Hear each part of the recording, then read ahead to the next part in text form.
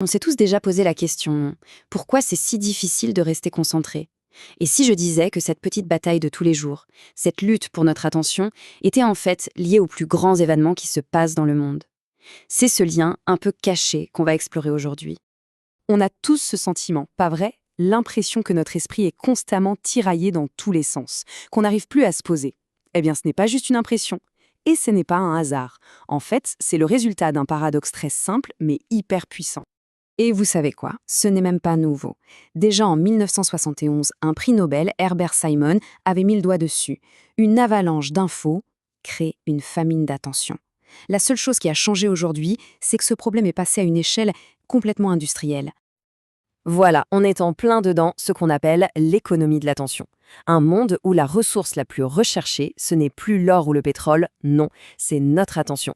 Notre temps de cerveau disponible, comme on disait, est littéralement devenu la marchandise. Mais ce qu'il faut bien comprendre, c'est que cette capture de notre attention, ce n'est pas un accident de parcours. Non, c'est le résultat d'un système, d'un design pensé pour ça. On pourrait même parler d'une véritable architecture de contrôle. Pensez à cette image une seconde. Nos esprits sont devenus les nouvelles usines du 21e siècle. Et les matières premières qu'on y travaille, ce sont nos pensées, nos désirs, nos émotions. Et bien sûr, comme dans n'importe quelle usine, tout ça est organisé par un système économique qui cherche à en tirer un maximum de valeur. Et ce système, il porte un nom, le capitalisme cognitif. C'est une nouvelle étape, où la valeur n'est plus seulement extraite de la force de nos bras, mais directement de nos cerveaux. Notre capacité à réfléchir, à désirer, à nous souvenir, tout ça, c'est mis au travail, en permanence. Alors, comment ça marche concrètement? Avec un outil que le philosophe Bernard Stiegler a appelé le psychopouvoir. Pour faire simple, pensez aux vieilles pubs à la télé et comparez ça au fil d'actualité personnalisé d'aujourd'hui. Ce sont des technologies de plus en plus sophistiquées, conçues pour quoi faire? Pour influencer nos pensées et guider nos choix. Le mécanisme derrière ce psychopouvoir, ce sont ce que Stiegler nomme les rétentions tertiaires. C'est un mot un peu compliqué pour une idée simple. C'est notre mémoire collective, stockée à l'extérieur de nos cerveaux. Avant, c'était les livres, les films.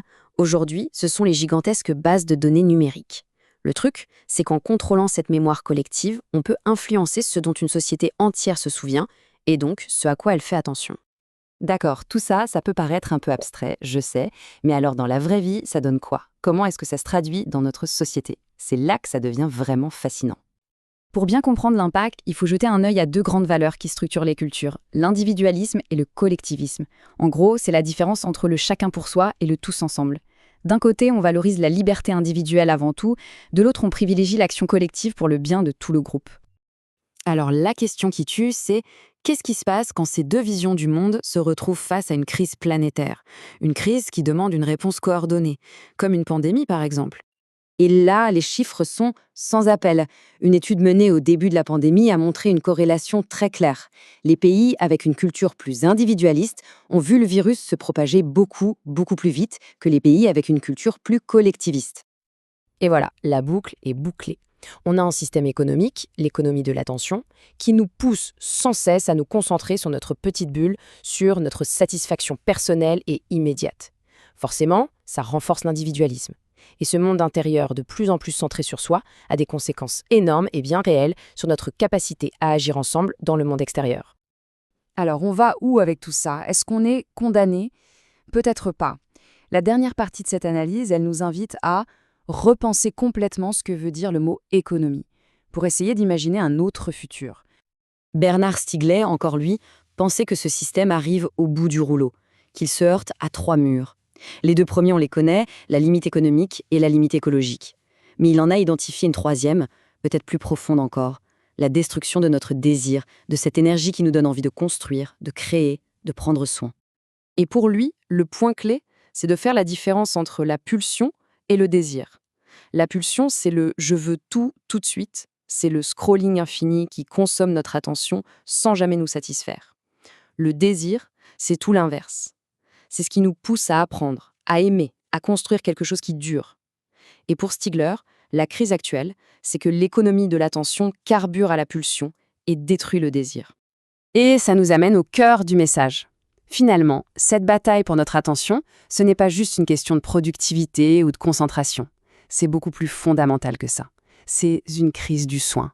Parce que prêter attention à quelque chose ou à quelqu'un, c'est le tout premier geste de soin qu'on puisse faire. On termine donc là-dessus avec cette question qui reste en suspens.